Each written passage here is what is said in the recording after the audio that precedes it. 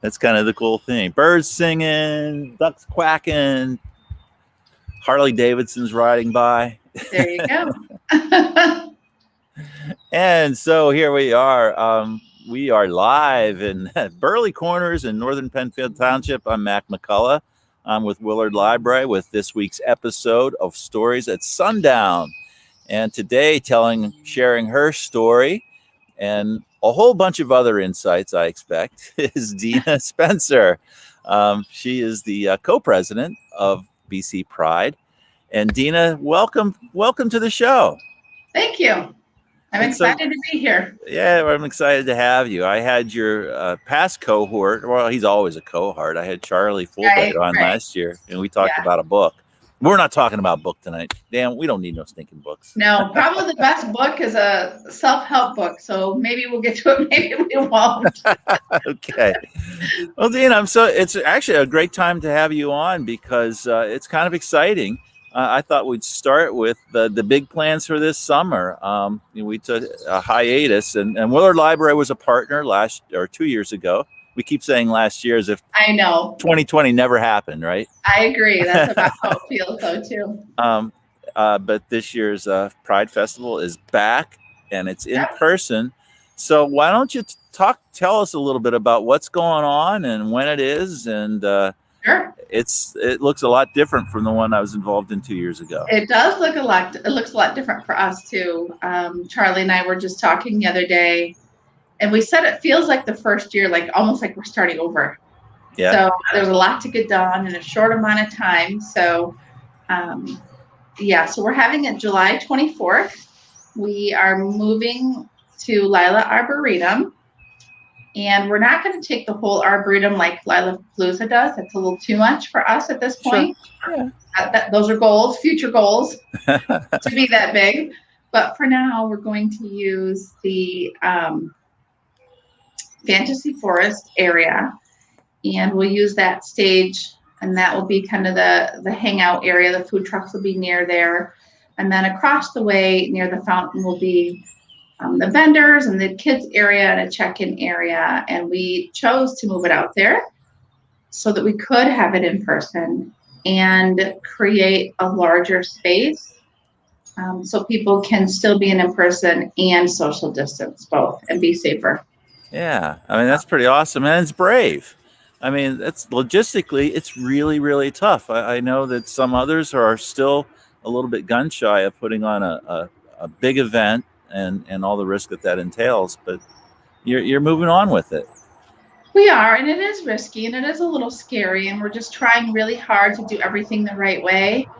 And we're, just trying to follow all the rules and all the guidelines and still bring people together in a safe, comfortable way. Yeah. So, by July, anybody that wants a vaccine will have been able to have it. Yeah. 2 doses by then.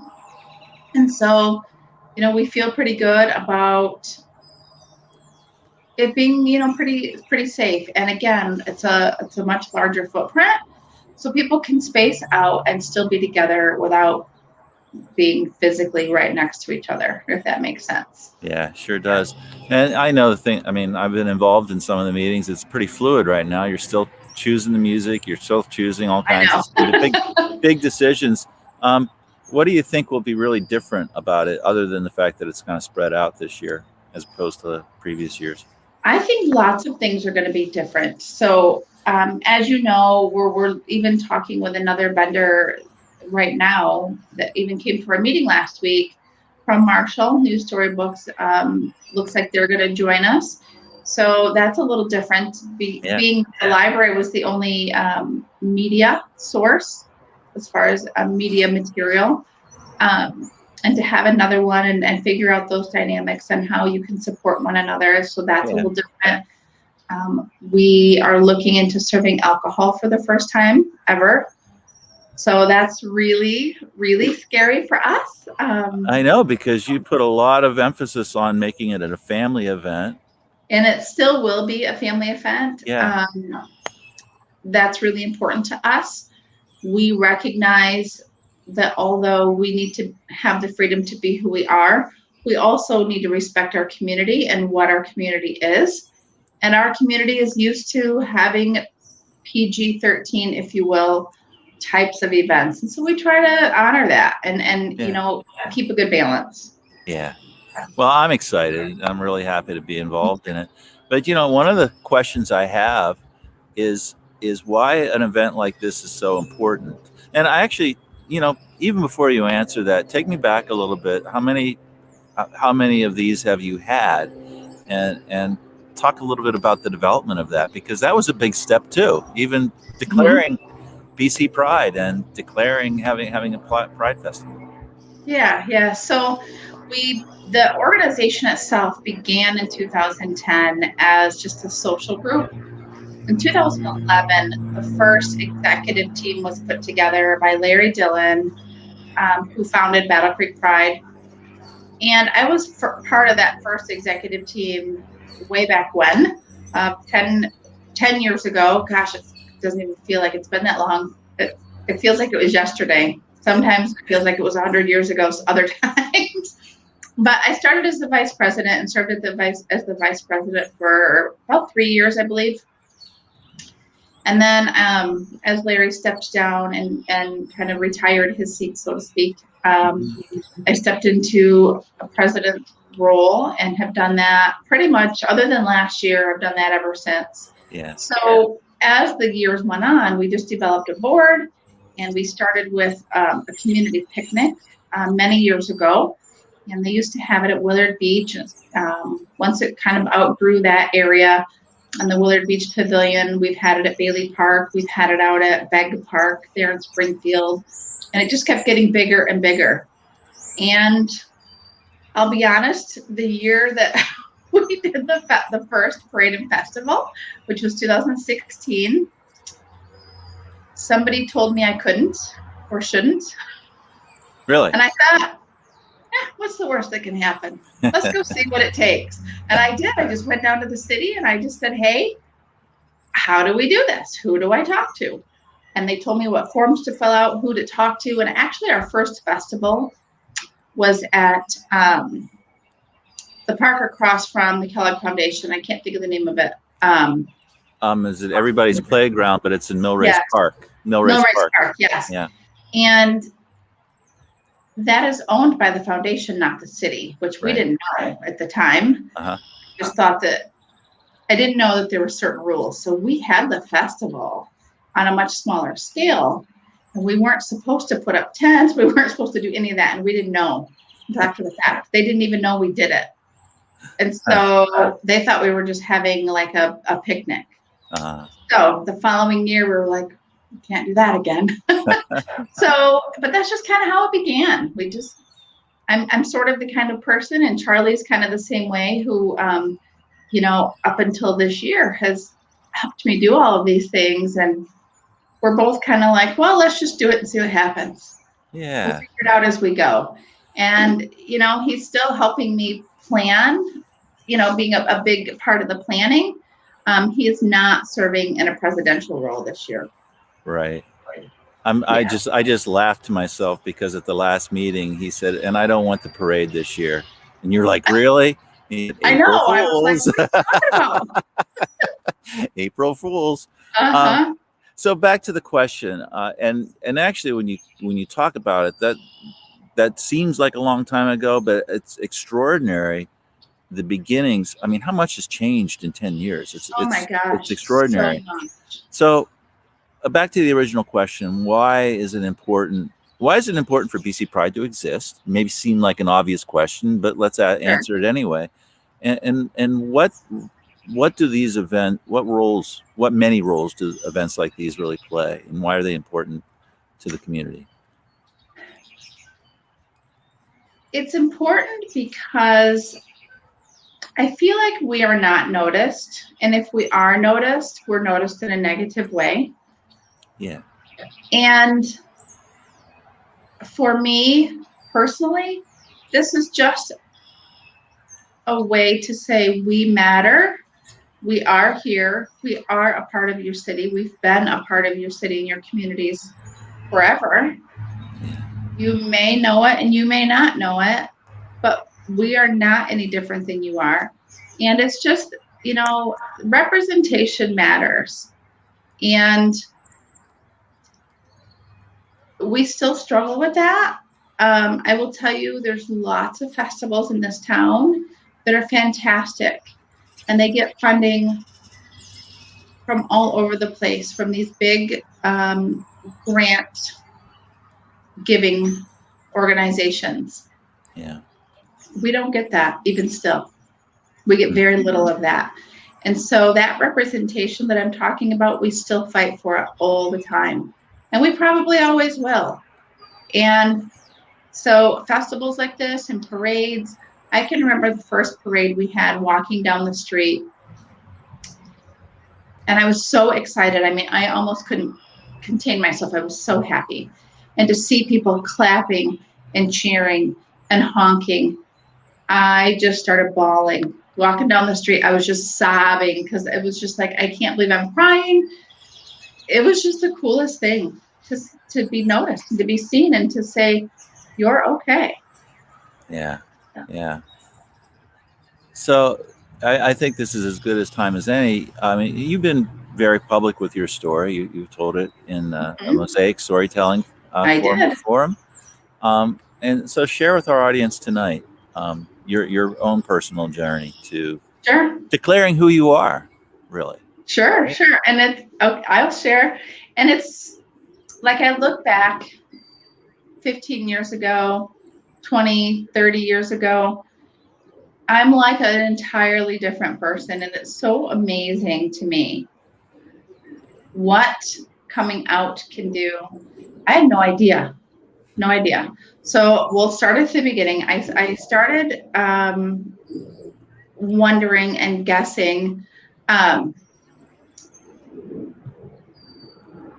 who I was when I was about 12 years old. I went to school with Mitzi Harrison, which you all know now as my spouse, or my late spouse, I guess. And we were little kids. I was in 7th grade, and I had a crush on her. She had a crush on me. And I feel like at that age, you're trying to figure out who you are anyway. Yeah. I mean, every little kid is. And so to add that into it, it was really scary, and it was really exciting, and it was really everything rolled into one thing. And we never told each other, like, verbally how we felt about each other. That was something we never talked about. But at the end of our 7th grade year, she moved back over across town to Springfield, and I stayed in Harper Creek. Well, in the 80s, parents didn't run their kids around like they do now. You didn't go across town to spend the weekend with your friend or to hang out for the day. That is not how it worked. You rode the bus home, or you did not go. Or you rode your bike in the neighborhood, and that's about it. So it was just really interesting. The following school year, we would write notes to one another and mail them. That's all we kind of had, other than the actual telephone back then. So because we were kids, our mothers had to mail our mail. And she was really, really a huge Joan Jett fan. So this is where my weird Joan Jett obsession comes from, for anybody that's now wondering. And so every time we would write letters to each other, we would put lyrics from her songs or song titles in our letters. And those were like secret messages between each other. And we would tell each other how we felt in our letters. Well, my mother intercepted one, and I'm not even sure why, other than I probably wrote something dumb on the envelope rather than on the inside, being the smart 13-year-old that I was at that time. And my mom opened it, and it was really scary for me. My mom called her mother, told me I couldn't speak to her again, told me how wrong I was, sat me down with my dad, read the Bible to me. It was a whole big thing. And it really impacted me, because my parents didn't even go to church, which that's the part that kills me, and always has. Like, I'm like, we don't even go to church. So, like, what? but I was terrified. I was 13, and you have no choice when you're 13 but to do what your parents say, at least in my world. You know, that's the best I could do other than sneak a phone call here and there. Yeah. So that was that. That was the end of that. So the other letters that I had of hers, I kept forever until I was in my 30s. And she did too, which I found out later. So And how did that affect you in the short term? I mean, through the rest of your high school. I mean, it was really weird. So the few times that I did talk to her, it was super awkward. In the short term, because I didn't want people talking about me, because that's what they did back then. I mean, the 80s were pretty brutal as far as the way people were bullied and talked about. And so for me, I behaved really poorly the opposite way, and probably was pretty, I'm not going to say probably, I was very promiscuous. I had a point to prove, and it wasn't that I liked girls. And, you know, that ruined a lot of things for me as well. yeah. It is what it is at this point. I didn't know any better. I thought I did, but you know, you don't. When you're a teenager, you don't know what it do to you. So were you living in? Were you consciously living in the denial, or were you? I'm trying to understand how you felt. I knew I had feelings for her. Yeah. I didn't explore it beyond that because I was terrified to. Yeah. So I don't know what I was thinking as far as if I liked other girls. I don't remember liking any other girls, but I remember doing other things in my life that I look at it now and I'm like, oh yeah, duh. You know, I mean, just little things, but I think, yeah, I think back and I'm like, well, that probably should have been a red flag, but I just cut it off, period. It was just not an option. Yeah. So I didn't. I got married when I was 19 years old. I was very young. The person I married was much older than me, and we had 3 kids in 3 years. I thought that I was happy. I thought that was the path I should go. I tried for many years to make it work. I knew for sure about 5 years in that this really wasn't probably the best laid plan.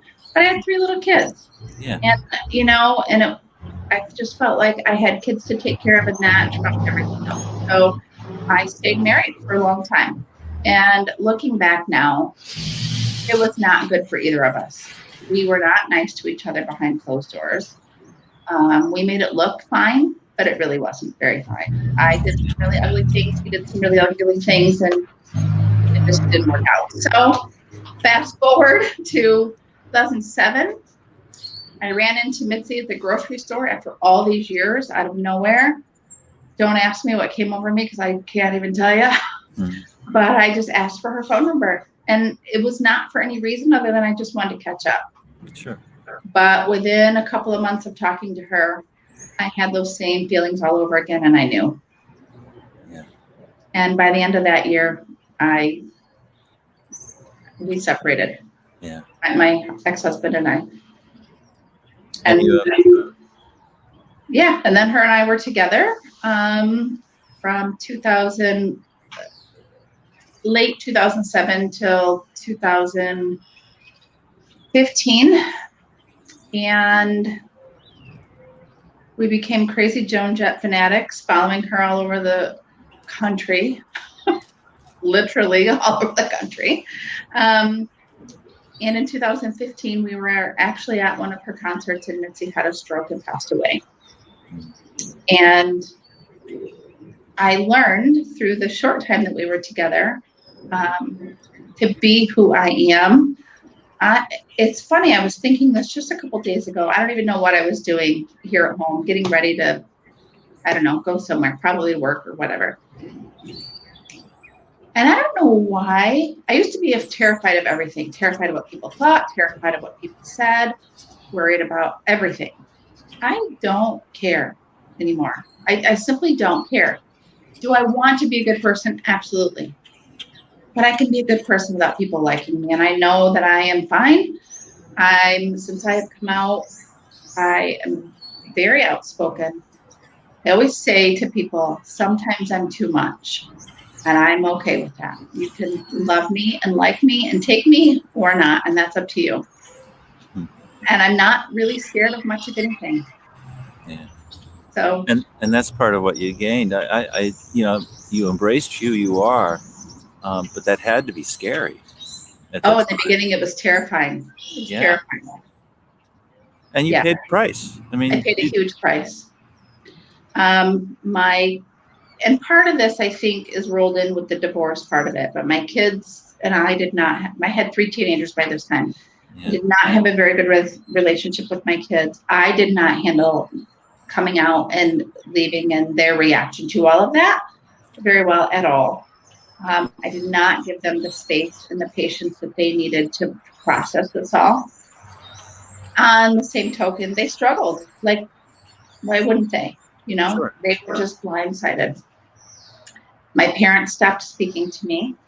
We fought and fought and fought and fought and fought like crazy for probably a year and a half, maybe, about this.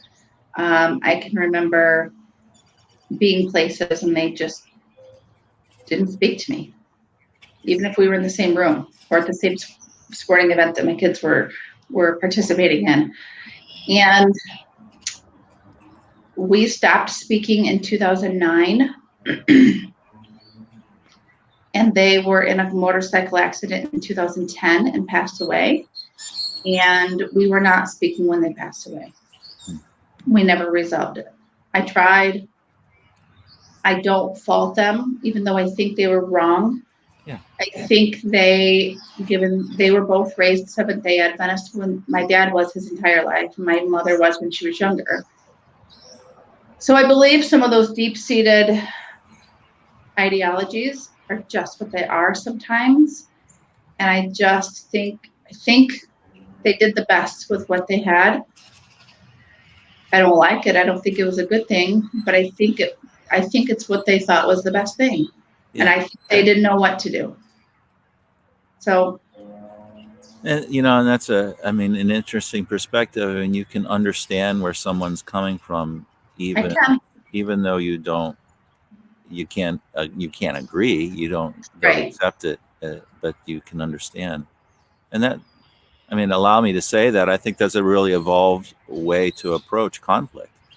Um, Thank you. I just know as a mother, I've made huge mistakes with my kids, huge. That if something had happened to me or to them during that time frame when things were really bad, I would have never gotten a chance to change things. And things are great with my kids now. We're yeah, totally like a 180. And I have a great relationship. I have 3 kids, a 30-year-old son named Spencer, a 28-year-old daughter named Taylor. I got to remember how old they all are. And then a 27-year-old son named Connor. And they're wonderful. And I have a great relationship with all of them. But I've also lived long enough to make sure that I have a relationship with them and apologize for my wrongdoings. So I don't know what my parents would be like today. yeah, Maybe they would have been different. They didn't get a chance. They had to work through their own stuff too. yeah. So I don't like it. I wish it was different, but I also have always been able to sleep at night knowing I did the best that I could and believing that they did too, right or wrong. Well, when we met last week to talk about doing the show, and one of the things I walked away from, I thought about how you talked a lot about their growth. Mhm. They were adolescents when this happened, and Right, divorce right, is never easy for any kid, right? right. Um, and but when everything you have assumed turns out, or so much of what you have assumed turns out not to be true, that's hard. But they've grown, and you're growing. Mm-hmm. It's kind of like you're growing together, and you find I don't know, perspective. Is that the way to put it? You do, and it's funny. My youngest son was 13 when I separated from their dad, and when I came out, I think he had just turned 14 maybe. And he's the one that was the best about it, which surprised me because he was the youngest. I thought he would struggle more because he was the baby. He didn't. He was the best about it. My daughter struggled the most. And I don't know if it was just being a girl and me being her mother, but we had some doozies of fights, I'll tell you what, because we were about as far apart on the spectrum of what we thought as we could possibly be. And I used to say to her, someday you're going to understand. You'll see. You just have to give it a minute. And it's funny, as she grew up, I remember when she used to work here in Battle Creek. She lives in Kalamazoo now. She, one of her coworkers was one of the local drag queens, and I was so excited. I'm like, thank God, because she'll see he's just like everybody else. He's just a dude that gets dressed and goes to work every day and does this as entertainment. And that was such a good thing for me because it softened like her thinking. I have a younger brother who's gay. Now I knew it, but he didn't come out to my family until years later. Yeah. And so finally, when my brother came out, that was better. And he's only 6-7 years older than her. So he's basically, my kids' age. So those things changed her, thank goodness. And it's so funny, we talk about it now. And my partner, Kim, when her and I got together, I was really nervous about taking her around the kids because they did not handle the last relationship with Mitzi. So nobody handled it well. I'll just say that. None of us handled it well. And when Kim started coming around, my kids, my daughter especially, she's like, Mom, no one cares about the gay thing anymore. And I'm like, what? Because she was the worst of the three. And she's like, seriously, we're all over it. No one cares. I'm like, okay, done. Moving on. And so we laugh about it now. And she's had some friends in high school that, have come out since then. And so it's been good. And my kids love him. They love her. And my oldest son, super quiet. He's such a quiet thinker. Like, you don't really know what he's feeling till like 6 months after he's felt it. He's that kind of guy. And so he was pretty good with it, but I don't know that he was really good with it in his head. He didn't say anything. My daughter's got a mouth like I do, so she said it. What she thought came right out. We laugh about it now, but. And we talked about this a little bit too. I mean, things have certainly changed, and for sure. But I think it would be, and you will back me up on this. I know that it doesn't mean that it's always safe to be who you are. Right. Every family is different. Every community is different. Every individual is different. Yes. Yeah. And you talked at the time about you knew your brother was gay, but he wasn't ready to come out. And you're like, boy, it would make it so much easier if it just wasn't just me. Yes. I used to tell him all the time. So he told me, okay, so let me put this in context. I have 3 brothers. I have a brother that's 3 years younger than me. I have a brother that's 9.5 years younger than me. And then I have another brother that is 13.5 years younger than me. So the baby, we're the furthest apart. We're the closest in the family. We always have been. I knew when he was a toddler, I knew. Wow. Just his mannerisms, the way things he played with, the things he loved to dress up. He loved just hair and makeup and shoes. And I mean, I just knew when he was 2 years old, I knew. And he came out to me when he was 21 and he was hysterically crying and had been drinking. And it was just a whole big thing. And I'm like, I already know, just, relax. It's fine. Calm down. You'll be all right. And, but then that was that. I was the only one he told. Yeah. Years later, when I came out, I kept telling him, can't you just tell Mom and Dad? I've already paved the way. They already hate me. So they can't hate 2 of us because that's half of their children.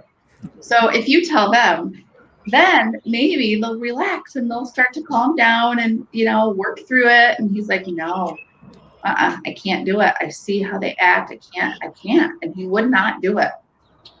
And he didn't come out until after they were passed away. And he says now he wishes he had, but you know, yeah, so it was scary for him. It was really scary for him. And again, as far as apart as we were, I mean, you know, most families, when they have children that are that far apart, as much as you think you're raised the same, even if you have the same parents, you're really not. Because, you know, my parents were tired by the time they had him, and they're like, yeah, you want to go to a concert when you're 12? Go. Yeah. Me, I had to beg, you know, things like that. And I just think his upbringing was a little different than mine. Yeah. And I think my dad, with him being a boy, I think my dad was a little harsher on him than he was me. Yeah. Well, and the other, I'm reading Rising Out of Hatred, which is the story of Derek Black, who was his father had been a Grand Wizard in the Ku Klux Klan and then founded Stormfront, and it's about his journey to ultimately reject um, the teachings that he was very instrumental in white nationalism. Mm-hmm. And one of the things I think is so poignant about the book and about the story is just how difficult it is to reject your family.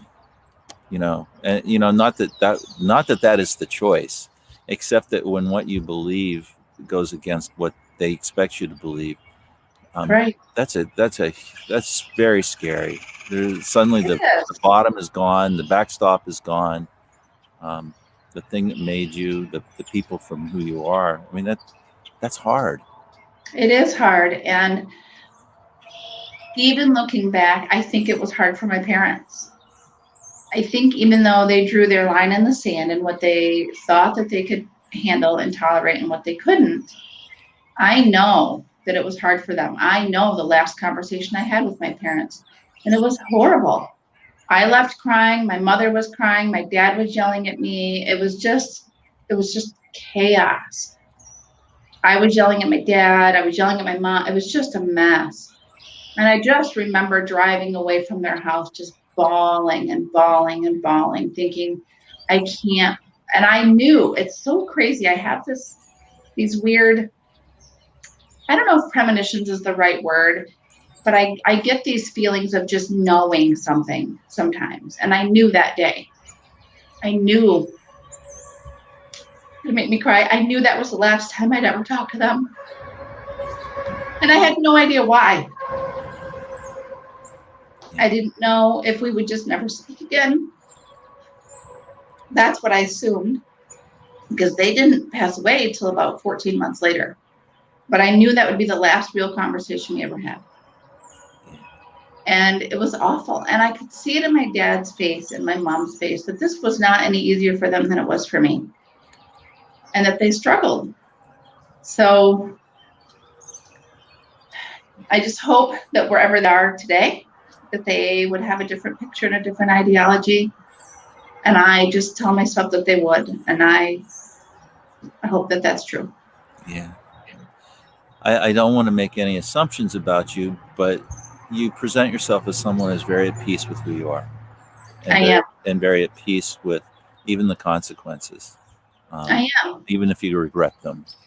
I am. And I've made lots of mistakes in my life. And I've certainly could have handled things a whole lot easier or a whole lot differently than I did, and been a whole lot kinder. I heard kind of somebody say this. I heard it actually on a TV show about people coming out as transgender, actually. And it was one of the person's partners. It was a reality show that I was watching a few years ago. And the partner said, you have to remember that now I have to come out too. And you need to give me time. And I never ever thought about that for anybody around me, not my kids, not my parents, not my brothers. It never crossed my mind that now they also have their own transitioning and their own changes to go through. I never gave anybody the grace to do that. And so, because I know I made my own mistakes, I have to give other people the grace to make theirs too. And so because of that, I'm okay with things. I wish they were different, but they're not. So I have to be okay with where they're at. And I'm okay with apologizing for the things that I do wrong. And I'm okay with making amends when I've really screwed up and hurt somebody. And I hope, and I know not everybody's like this, but I think people mostly are. And yeah, there's just not much I regret. There's not much I regret at all. My younger years, especially throughout my marriage years, and probably the last 7 or 8 of those years, so probably the last half of my marriage, I guess, I cared about what people said about me every second. I was not comfortable with who I was in any realm at all. Not with the way I looked, not with the way I felt, not with the way I behaved, not with, I think I was a decent parent. I think that's about it. I think that's about it. So, and then I went through years where I was not a good parent at all. After I came out, I had this weird newfound freedom and didn't always do things the best myself. So I just can't hold that to somebody forever. I don't think it's fair. We didn't talk about this, and I wish we had, but I can just ask it anyway. And that is, I mean, right now we know that people are going through this, going through what you went through. Yep. And part of me wanted to ask you if people come to you for advice, but I want to know where people who, young people or adults who are coming to terms with something that they never faced before, where do they go for support? How do you help them find their own path? So certainly there's a number of us in our own community that they can come to. That's a number one. Find someone that you know. But we also have programs. Now, understand that Battle Creek Pride runs on all volunteers. We are not paid. We are not trained professionals. However, we offer what we can based on what we've got. So what we do offer is we have a sharing circle that meets twice a month. They meet on the second and fourth Wednesday of each month. And that group started as a faith-based support group, and it's kind of melded into what it is today, which is just a sharing, they call it a sharing circle. And it's really just an opportunity to share what's on your heart, what's on your mind, good or bad, and to have somebody else in the same room with you that can support you. And honestly, the facilitators of those groups are 2 allies. So it's wonderful. And they came from a very conservative evangelical background. And so Tim and Lisa are fabulous. They're just amazing allies. They are very spiritual people, and so part of this sharing circle is rooted in spirituality and faith beliefs of all different faith beliefs. So there's that. We have a Constellations youth group that is for middle school and high school kids, and parents are welcome to come if they want to come. They don't have to if they don't want to. It's open either way. Originally, we started it with the intent that it would be the kids and not the parents, and we have enough. Actually, we have some amazing supportive parents. The parents pretty much join every time. So we meet once a month. We're going to meet actually this coming Sunday from 1 to 3, and we're going to go over to Kalamazoo to Rocket Fizz, which is they sell novelty toys and candy and weird soda pops and all kinds of fun stuff like that. Yeah. We do different things every month and still keep it socially distanced depending what we're doing. And then we have a trans support group that meets once a month. They are currently on hiatus just with everything being Zoom at the moment. We've got a few people that live kind of in more rural areas that are really struggling with the Zoom. So they've kind of taken a little bit of a hiatus for a couple of months. Yeah. But we do have that as well. So we've got lots of places to fit in. Come talk to somebody. Come just join a group. Just show up. We have movie nights once a month. You don't have to say anything. Just come to a movie night. We'll introduce ourselves to you. You don't even have to come to us. We'll come to you. and you'll start to get to know people and be a little bit more comfortable. And I think that's what these things are for, just to be around your people, so to speak. People like you. You're not weird. You're not. Right. You're not weird at all. Yeah. Just we'll show you. Come on. Accepting, belonging. Yeah.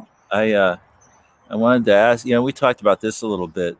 I mean, obviously, it's a different calculus for everybody, right? I mean, Absolutely. there are risks. I mean, some of it is alienation and loss, and those are important, but it goes all the way up to violence and for sure. safety. So, but I wanted to ask about the trade-off of not being yourself versus being yourself. And you've kind of alluded to that already. I mean, you're a different person because you're more comfortable with who you are. Right.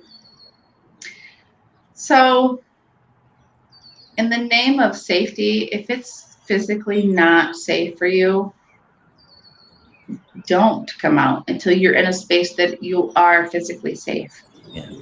You can't be harmed or killed. I mean, as much as I say, come out, not much. That's too much. However, sometimes it's hard to say the loss is worth it, but sometimes the loss is worth it. For a few years, 2 of my 3 brothers, of course, the only brother that did talk to me through all of that was my little brother that's gay. Cody talked to me through the whole thing, obviously, and he was my backbone in my family. My brother Sam, and I don't really think it was him. Looking back now, I think it was his ex-wife more. But he didn't talk to me through this. My brother Lucas didn't talk to me through most of it, and I think Lucas, he was really close to my parents, and so I think him and Samuel both were. I think they didn't want to damage their own relationship with my parents to support me. I think and I don't know that. I've never asked them. But that's just how it seems now, looking back. But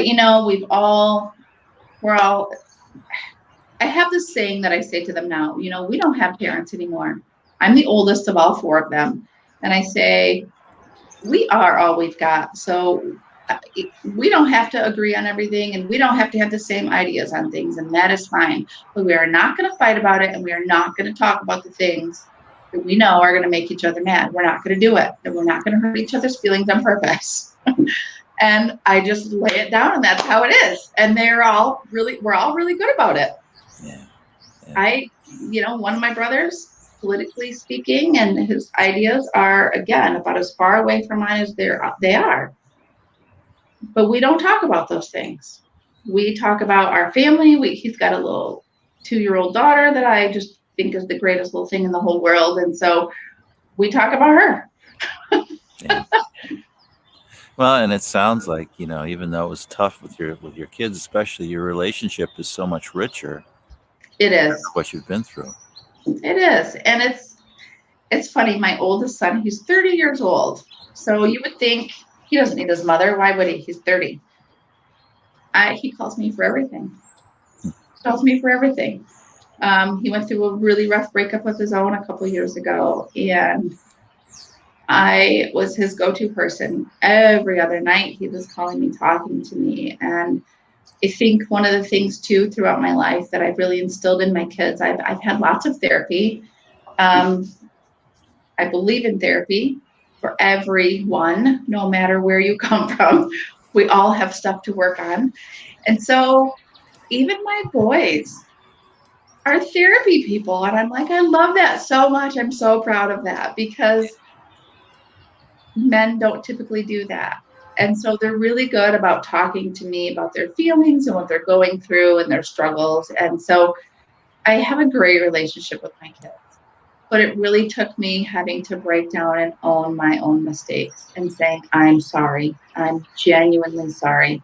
And if I could go back, I would go back and do it over. And I can't. So all I can do is do better now.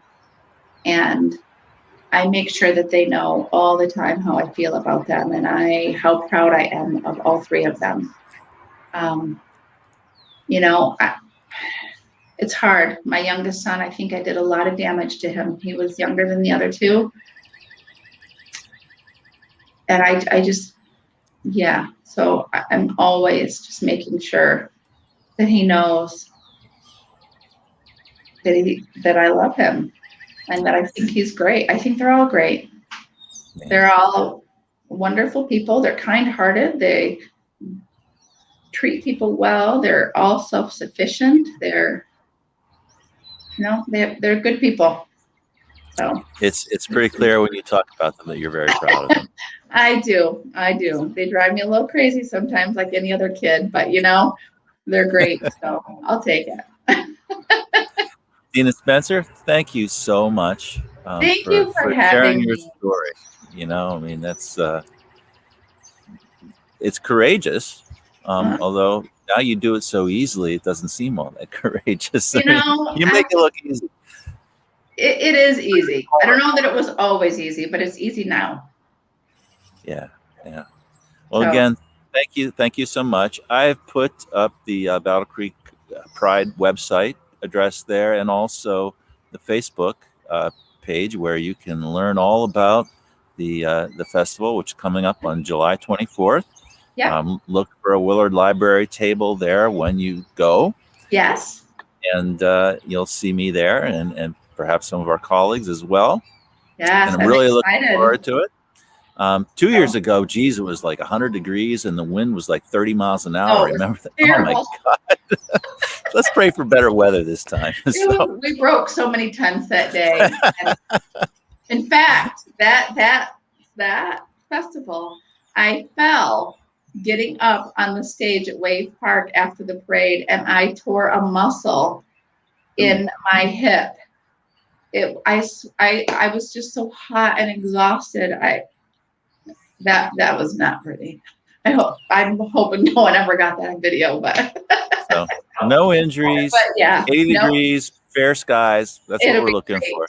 All and right. if you want to get involved with the planning, we're meeting every Thursday now, starting this week at 6:30 in the upper conference room at First Congregational Church. We're meeting for 1 hour so that we can just accomplish things every week. And it's one of my favorite meetings because it always starts on time. Even if Deana's not there on time, it always starts on time. Thanks, and it always ends on time. All right. Did Charlie tell you to say that? No, but I knew he'd want me to say that. So yes, you would. That was a good plug for Charlie. That's hilarious. All right. And next week, everybody, we have George Franklin, who is a retired executive from the Kellogg Company, lobbied for the Kellogg Company in Washington, and has written several books, Incentives being one, Raisin Bran and Other Cereal Wars. And So You Think You Want to Run for Congress. So, and he's a hoot. So come back next week. And thank you again, Deana. Good night, everybody, and enjoy the evening. Bye-bye. All right. Bye.